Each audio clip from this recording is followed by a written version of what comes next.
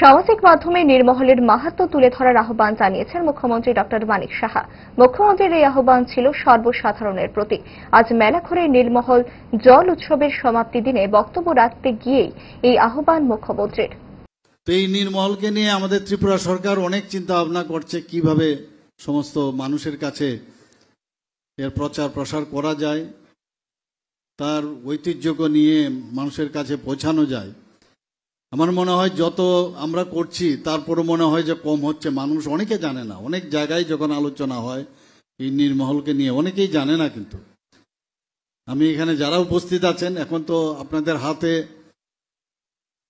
সব দুনিয়ার নেট আপনাদের হাতে, তো এই নির্মহলকে নিয়ে সব জায়গায় আপনারা আপনাদের নেটের মাধ্যমে এখানকার যে ঐতিহ্য এবং পরম্পরা, আমাদের যে সংস্কৃতি, সেটা সবাইকে জানান দিন।